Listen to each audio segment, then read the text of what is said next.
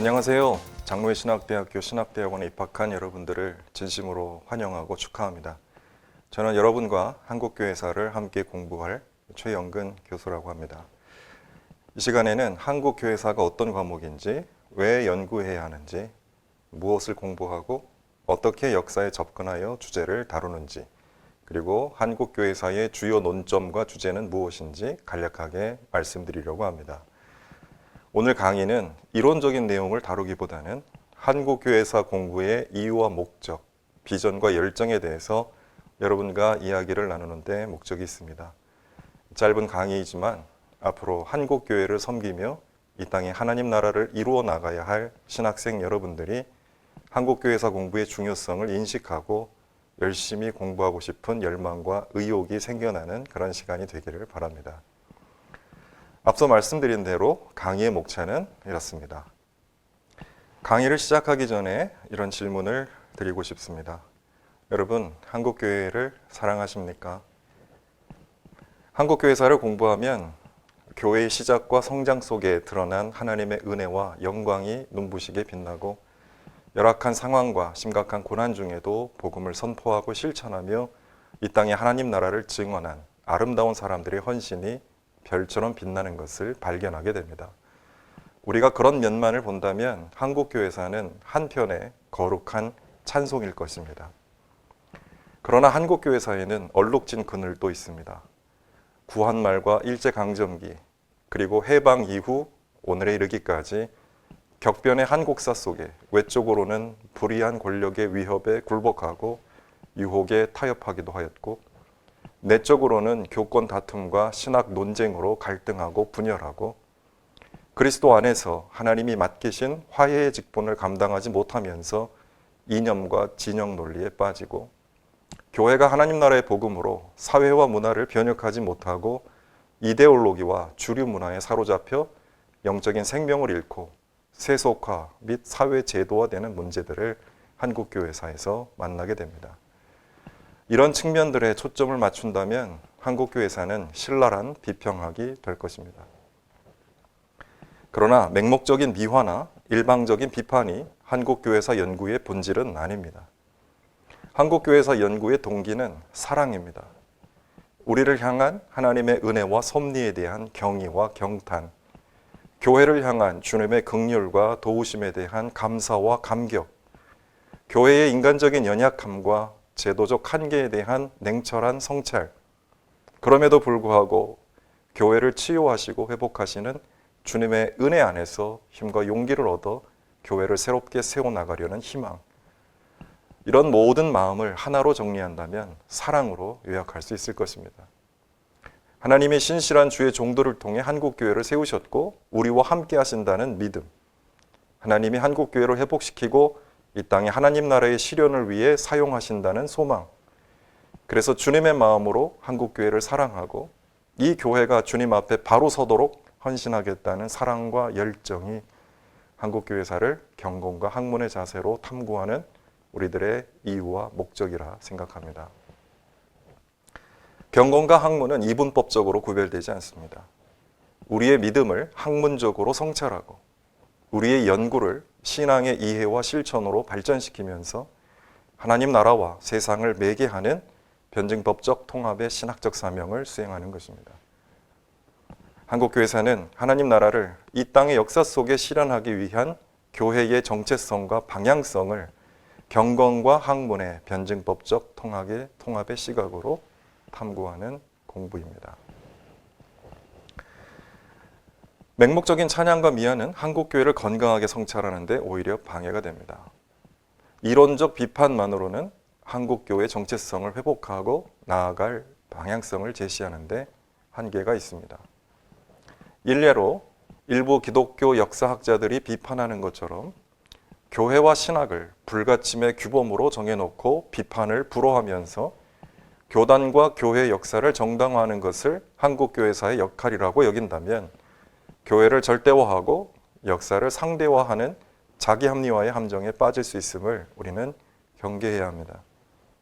또한 역으로 일부 역사학자들이 기독교 역사를 다루면서 종종 민족주의나 사회운동의 관점에서 교회를 기관과 운동의 차원에서 평가하고 교회의 정체성과 신학을 간과할 때, 다시 말해 역사를 중심에 두고 교회를 상대화시킬 때 교회를 민족주의나 사회 이념과 사회 운동의 시각에서 평가하고 판단하는 한계에 빠질 수 있음을 우리는 또한 경계해야 합니다.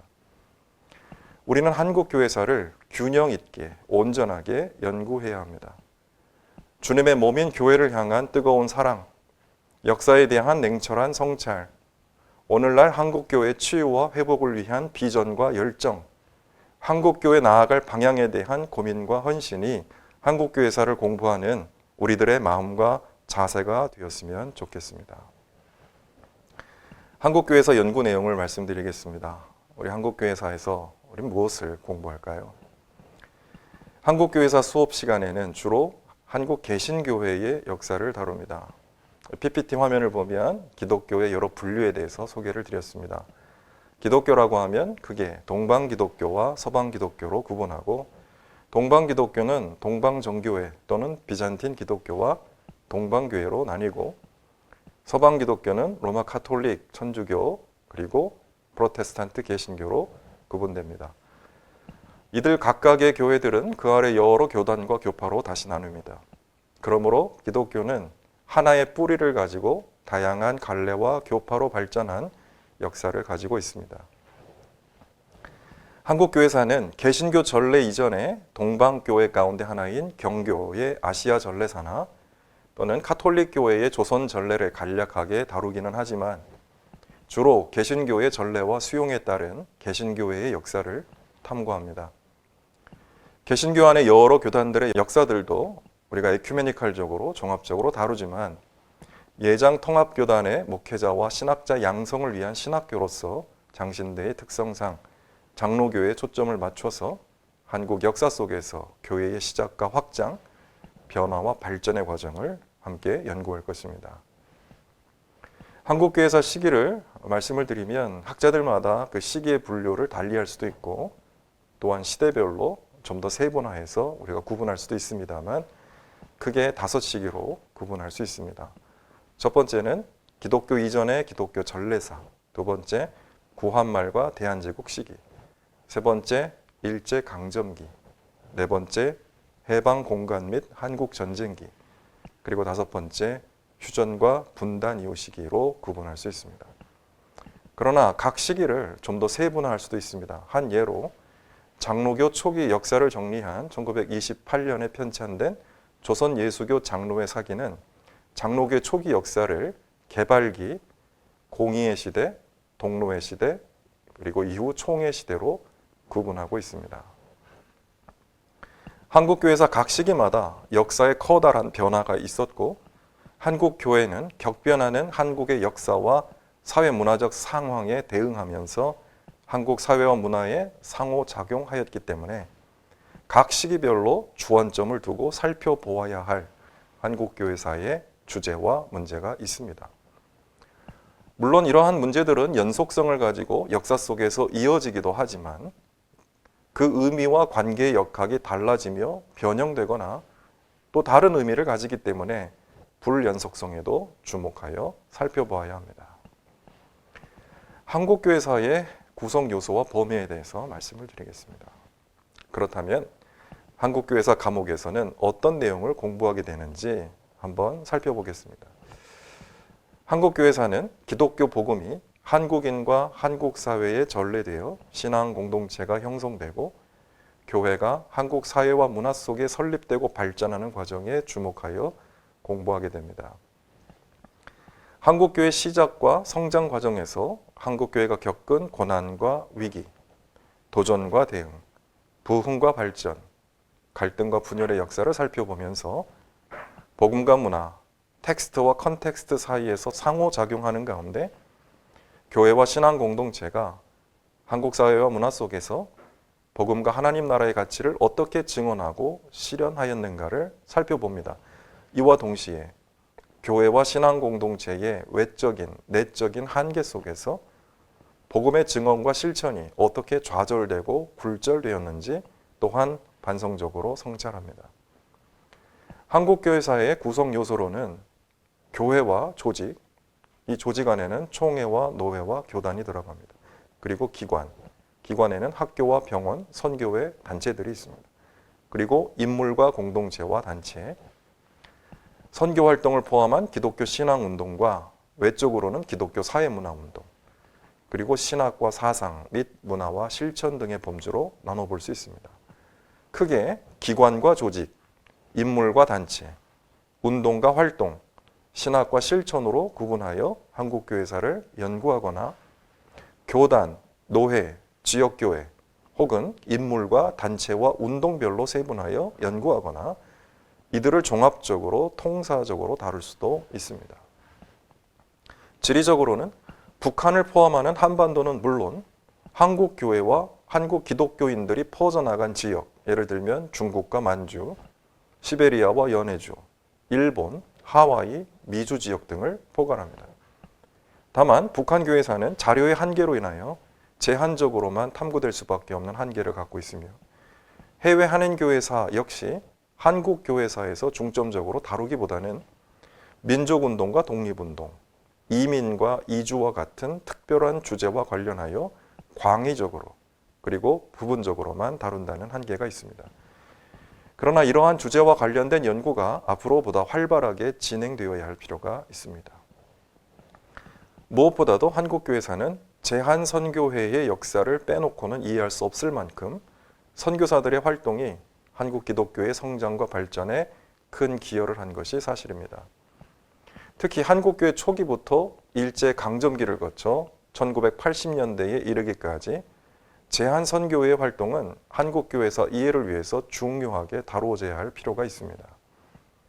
한국교회사는 한국인만의 교회사가 아니라 한국이라는 지역과 문화 속에서 교회의 성장과 발전을 다루고 있기 때문에 한국의 복음을 전파하고 기독교를 발전시키는 데 헌신한 선교사들의 다양한 선교 활동을 살피고 한국 교회와 기독교 발전에 대한 그들의 공헌과 역할을 역사적으로 조명하는 것은 한국교회사의 중요한 연구 분야입니다. 특히 선교회가 남긴 방대한 분량의 선교회 연례회의록, 선교 편지, 신문과 잡지, 단행본과 논문과 기고문 등은 한국교회 역사를 이해하는 데 중요한 사료를 제공하고 있습니다. 이후 한국교회사 연구사를 소개할 때도 잠시 언급하겠습니다만 한국교회사는 선교사들이 한국교회와 한국 기독교의 역사에 대한 연구를 시작한 데서부터 학문 분야로 발전하였습니다. 장로교만 하더라도 미국 북장로회, 미국 남장로회, 호주 장로회, 캐나다 장로회, 이후 캐나다 연합교회 이 네 선교회가 장로교 공의회를 구성하고 이를 통해 하나의 신학교와 하나의 교단을 형성한 역사를 가지고 있습니다. 장로회 신학대학교는 이들 4개 선교회가 연합하여 평양에 설립한 장로회 신학교의 역사를 계승하고 있습니다. 한국교회의 연합과 일치, 부흥과 성장, 분열과 갈등의 문제를 살펴보기 위해서 특히 장신대의 역사와 한국교회 정체성을 이해하기 위해서 제한선교의 역사를 면밀하게 공부해야 합니다. 교회사의 시각에서 한국 역사를 다룰 수도 있지만 한국사의 시각에서 교회사와 기독교 역사를 연구할 수도 있습니다. 교회사의 시각에서 한국 역사를 다루는 것은 주로 신학을 전공한 교회사가들의 연구 방향이라면 한국 역사의 관점에서 기독교 역사를 다루는 것은 한국 근현대사를 전공한 사학자들이 기독교를 주제로 연구하는 방향과 관점이기도 합니다. 그러나 교회를 중심에 두고 사회와 일반 역사를 상대화하는 것도 한계가 있듯이 사회와 이념과 일반 역사를 중심에 두고 교회와 기독교를 상대화하는 것도 한계가 있습니다. 그러므로 균형 있는 역사 연구를 위해서 교회와 사회, 신학과 역사 사이의 상호관계에 대한 균형의식을 가지고 교회가 한국 사회에 끼친 영향과 역할, 그리고 한국 사회와 역사적 상황이 한국 교회에 작용한 배경과 영향에 대해서도 주의를 기울여야 합니다. 세상과는 분리된 교회 중심의 한국 교회사를 탈피하여 다원화된 한국 사회와 글로컬화된 세계 시민 사회의 맥락에서 기독교 복음의 증언과 실천을 위한 한국 교회사 연구를 지향하고 대한민국과 세계 시민사회에서 한국 기독교의 의미와 역할을 찾아나가는 작업도 한국교회사 연구의 중요한 부분이라고 생각합니다. 이제 한국교회사 연구 방법에 대해서 말씀을 드리겠습니다. 첫 번째, 사관의 문제입니다. Historical Perspective, 사관입니다. 우리는 역사와 역사 기술, 역사가의 관계에 대하여 이해할 필요가 있습니다. 우리가 아는 역사는 기록된 역사, 곧 historiography이며 역사 기술, historiography는 역사가에 의해 구성됩니다. 역사가가 기반하는 자료에 접근하고 해석하는 역사가의 관점이 역사가의 역사 기술에 결정적인 역할을 합니다. 사관은 역사가가 역사에 접근하고 자료를 해석하는 시각과 관점이므로 역사가의 역사서술과 역사 이해를 결정한다고 해도 과언이 아닙니다. 사실 사관은 역사가에 의해서 만들어지기도 하지만 사료에 의해서 또는 역사가의 사회적, 문화적 삶의 자리에 의해서 만들어지기도 하므로 역사가가 사관의 영향을 받기도 합니다. 한국교회사 역시 다양한 사관이 존재하고 그래서 한국교회에 대한 다양한 역사 기술들, historiographies가 존재할 수밖에 없습니다. 그러므로 우리는 한국교회사를 접할 때 다양한 사관에 주의를 기울여야 하며 누군가의 역사 기술을 대할 때에도 그러한 역사들이 기반하고 있는 사관에 주의를 기울이며 공부할 필요가 있습니다.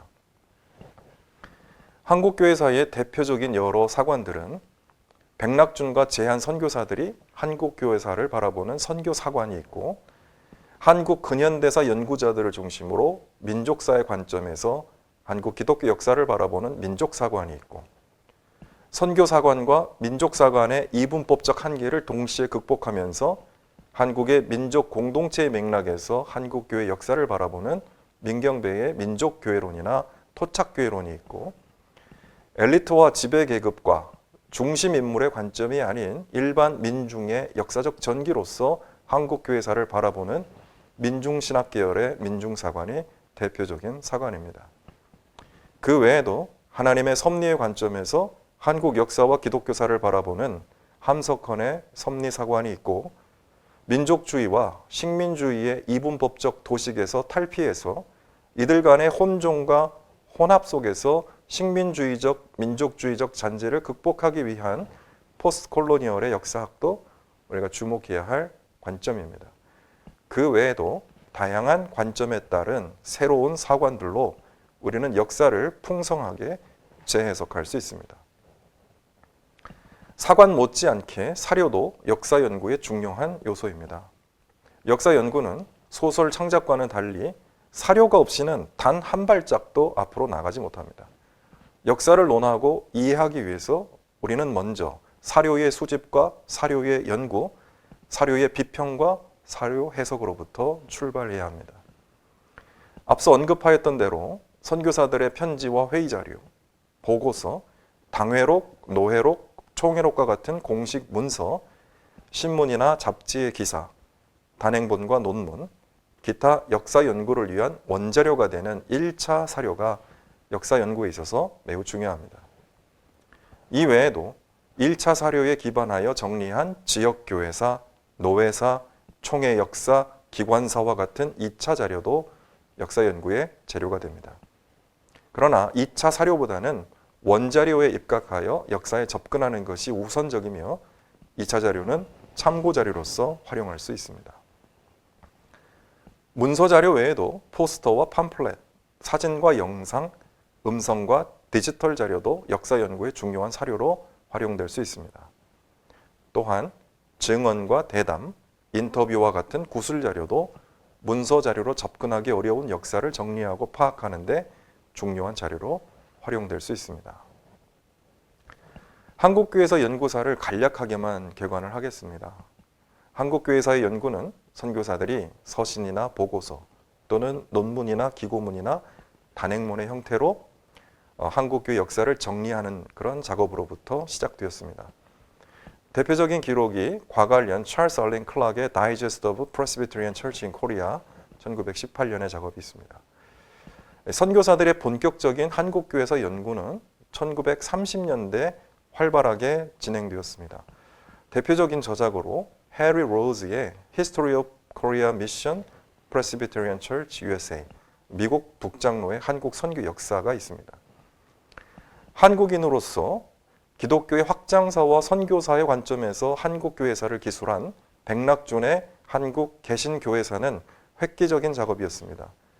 선교사들의 보고서와 자료에 기반하여 영어로 작성된 그의 박사학위 논문이었습니다. 이후에 우리말로도 번역 출간되었습니다. 1950년대 김양선은 한국 기독교 해방 10년사 이후에 한국 기독교 역사 연구를 위해 한국의 사료를 발굴하고 이에 기초해서 1970년에 한국 기독교회사를 기술하였습니다. 1960년대와 70년대에는 여러 교단사들이 정리되기 시작했습니다. 특히 1970년대에는 한국교회사가 독립적인 학문 분야로 자리매김하면서 이를 본격적으로 다루는 교회사학자들이 나타나기 시작하였고, 민경배의 한국기독교회사는 대표적인 저작이라고 할 수 있습니다. 1980년대는 한국 근현대사 연구자들이 민족사의 관점에서 기독교 역사를 다루기 시작하였고, 한국기독교역사연구소를 중심으로 활발한 연구활동을 전개하였습니다. 1970년대와 80년대 이후로 많은 학자들이 쏟아져 나오며 한국교회사와 한국기독교 역사를 다양한 연구 방법론과 연구 주제로 연구하였습니다. 현재는 선교사, 여성사, 문화사, 인물사, 지역사 등의 주제와 방법론으로 한국교회사 연구가 활발하게 진행되고 있습니다. 이제 한국교회사 주요 논점과 연구 주제를 말씀드리며 강의를 마무리하고자 합니다. 한국교회사 주요 논점과 연구 주제들을 우리가 많은 것들을 살펴볼 수 있겠지만 먼저 기독교와 민족주의 관계를 말씀드리고 싶습니다. 한국에서 기독교가 주류 종교로 성장한 배경에는 기독교와 민족주의가 서로 충돌하지 않고 상호 접합하였기 때문입니다. 구한말 기독교가 전래되는 과정에서 서구 문명을 통한 근대화를 추진하며 기독교는 문명 개화와 근대 민족국가 건설을 위한 중요한 통로의 역할을 하였습니다. 소위 기독교 엘리트들은 기독교와 민족주의를 연결하여 기독교를 통해 사회의 근대화와 민족 공동체의 생존과 발전을 추구하였던 개화파 지식인들이 주류를 이루었습니다. 일제강점기에도 기독교 민족주의의 계보는 계속 이어졌고, 특히 일제의 식민 통치 아래서 기독교가 종교와 문화의 영역에서 민족의 문화와 정신을 보존하는 역할을 수행하면서 사회 문화적 지도력을 가질 수 있었고, 이런 측면에서 기독교가 한국 사회에 더욱 깊게 뿌리내릴 수 있었습니다. 그러나 일제 말기 기독교 민족주의자들 가운데 일제의 회유와 압박으로 부일 협력하는 문제들이 나타났고, 민족주의 계파들이 교회를 지역적 정치적 파당으로 분열시키며 사회 이념과 운동을 위해 교회가 수단과 통로가 되는 문제들이 나타났습니다. 또한 일제의 군국주의와 신격화된 국가주의 이념이 교회를 지배하며 교회 지도자들이 이에 굴복하면서 식민주의, 국가주의의 폐회가 나타났고, 이와 더불어 민족주의화된 교회의 이념적 한계도 드러나게 되었습니다. 교회가 식민주의나 민족주의와 같은 이념에 갇히게 될 때 교회의 본질적인 정체성을 잃어버리고 이념 논쟁과 정치적 동원의 수단으로 교회가 전락할 수 있다는 문제가 역사 속에 드러나고 있습니다. 이런 측면에서 기독교와 민족주의는 기독교와 식민주의, 제국주의 관계 못지않게 비판적 거리를 유지해야 함을 한국교회사는 우리에게 교훈하고 있습니다. 교회는 민족주의를 위해 존재하는 것이 아니며, 교회는 보편적인 복음과 하나님 나라를 추구하면서 민족이나 계급이나 인종과 성별을 뛰어넘어 화해와 평등과 자유와 정의를 이 땅에 이루는 역할을 수행해야 합니다. 이런 측면에서 한국교회사에서 기독교와 민족주의의 상호관계의 공헌을 인정하면서도 동시에 그 한계를 직시하는 그런 안목이 필요합니다. 또한 구한말과 일제강점기를 거쳐 미군정기와 대한정부 수립 이후에 교회와 국가 관계 역시 한국교회사에서 시대별로 그 논리와 역학 그리고 상호관계를 되짚어 봐야 할 중요한 주제입니다. 기본적으로 정교 분리는 근대 사회에서 종교의 자유의 영역에서 중요하게 강조되어 온 문제이지만 공공연하게 종교와 정치는 분리와 단절보다는 긴밀하게 연결되어 상호 협력해 왔음을 역사 속에 확인할 수 있습니다. 구한말과 선교 초기에도 그렇고 일제강점기와 미군정기, 대한민국 정부 수립 이후 시기에도 마찬가지입니다. 교회와 정치의 상호관계, 교회와 국가의 상호관계로 인하여 교회가 선교활동과 복음활동의 특혜를 노리고 다양한 측면에서 한국에서 주류 종교로 자리 잡아가는데 직간접 혜택을 받은 것도 사실이지만 또 한편으로는 교회의 정치 세력화와 교회의 세속화, 동시에 국가 권력의 교회의 지배와 통제, 교회의 정치적 활용으로 인한 부작용도 심각하다라는 점을 우리는 깊이 인식해야 합니다. 교회와 국가, 교회와 정치의 관계를 고민하면서 한국 교회의 건강성과 한국 사회에 대한 시대적 책임을 감당하기 위한 최선의 모습이 무엇인지 한국 교회사를 통해 우리가 함께 성찰할 수 있으면 좋겠습니다. 그 외에도 교회와 다양한 사회관계, 이를테면 기독교가 한국에 들어와서 신분과 계급의 차별과 한계를 극복하면서도 동시에 그 안에 갇히게 되는 문제를 살펴보는 것도 중요한 주제이고, 이와 유사하게 기독교가 성별의 차별을 극복하면서도 교회 안에 여성 차별이 구조화되는 문제를 성찰하는 것도 중요한 주제가 될 것입니다. 뿐만 아니라 기독교와 민주주의 관계, 기독교와 자본주의 관계, 기독교와 반공주의 관계, 기독교와 통일운동, 기독교와 시민사회 활동의 관계도 주의 깊게 연구해야 할 주제입니다. 또한 글로벌 시대와 다문화 시대에 기독교는 민족주의를 넘어 민주주의와 세계 시민주의의 가치를 담아내면서 어떻게 다문화에 대한 차별과 부정적 인식을 넘어서서 화해와 평화, 자유와 행복의 문제를 교회와 사회 안에 이룰 수 있는지도 한국교회사 안에서 진지하게 다뤄야 할 필요가 있습니다. 이제 강의를 정리하겠습니다. 한국교회사는 현재의 시점에서 과거를 다루지만 미래를 지향하는 학문입니다. 교회의 정체성과 오늘의 문제를 파악하여 진단하고 내일의 방향성을 고민하고 모색하면서 오늘 한국교회가 직면한 문제들에 대한 처방과 해법을 찾아 나가는 학문 분야입니다. 그런 점에서 우리는 한국교회를 치유하고 회복하기 위해 철저하게 당면 과제를 진단하고 처방을 찾아 나가야 하는 그런 의사의 역할과 유사합니다. 또한 한국교회사는 우리가 한국교회의 정체성과 방향성을 탐구하고 점검하고 모색하는 그런 역사 연구의 자리에서 과거와 현재와 미래가 함께 어우러져 역사의 의미를 발견해야 하는 탐구의 작업이며 한국교회의 과정과 진로를 찾아나가는 길찾기, 내비게이션의 작업입니다. 그러므로 우리는 탐험가 항해사의 역할을 수행해야 합니다. 그런데 무엇보다 한국교회사 연구는 머리와 지식으로만 수행할 수 없습니다. 엄정하고 객관적인 역사로서 한국교회사를 다루어야 하지만 죽어있는 사실과 화석화된 사람을 다루는 역사가 아니라 살아있는 신앙 공동체와 역사 속에 살아 숨쉬는 교회 역사를 다루는 작업이기 때문에 우리는 무엇보다도 뜨거운 심장과 진실한 눈물로 교회 역사를 바라봐야 합니다.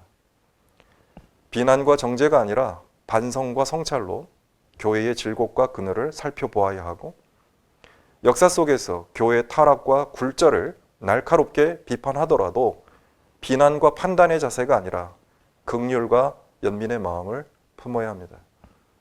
비록 사람들의 연약함으로 인하여 제도적 교회가 흠결과 부족함이 있더라도 성령 안에서 삼위일체 하나님과 연합되어 있는 주의 몸된 교회로서의 본질과 거룩함을 잊지 않고 현존하는 교회에 대한 낙심과 절망을 딛고 하나님 나라를 이 땅에 이루어가야 할 교회의 정체성과 사명에 대한 비전과 희망으로 교회를 바르게 세워나가기 위해 기도하고 헌신하는 저와 여러분이 될 수 있기를 바랍니다.